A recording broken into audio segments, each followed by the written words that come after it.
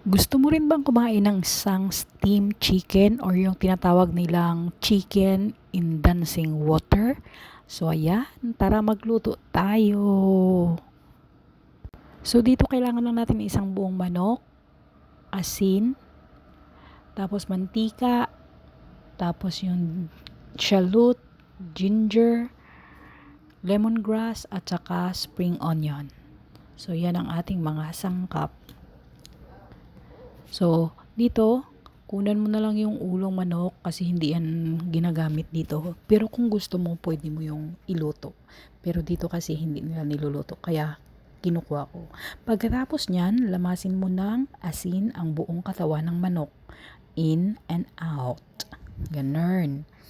Ayan, pagkatapos nyan, sit aside mo muna at gagawa tayo ng mga lamas na pwedeng ilagay natin sa loob, sa tiyan ng manok.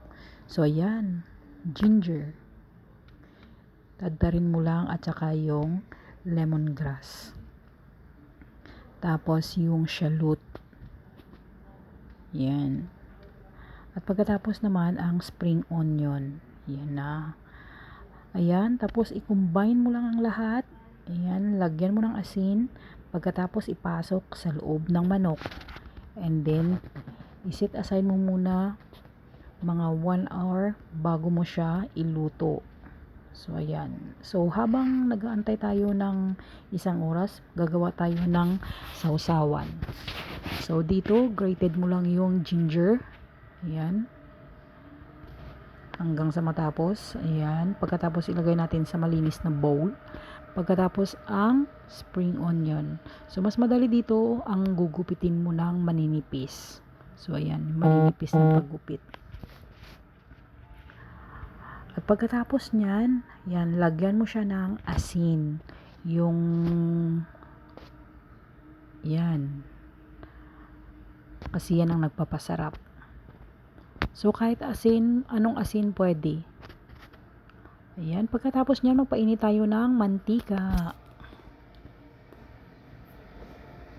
Pag mainit ng mantika, tapos ilagay natin dyan sa ating ginawang sausawan. Yan, yung spring onion at saka yung ginger. Yan, ganyan. So, ilagay natin dyan. O, yan. And then, i-mix mo. So, ready na yan mamaya ang ating sausawan. So, balik tayo sa pag-steam ng manok. So, ayan, kumulo na yung manok na, yung tubig natin. Tapos, ayan, steam natin ng 45 minutes. So, ayan, luto na ng 45 minutes. Pagkatapos, ayan, tinadtad ko na day. Ang sarap as in. So, ayan lang. So, ganyan lang pag naghiwa ng manok.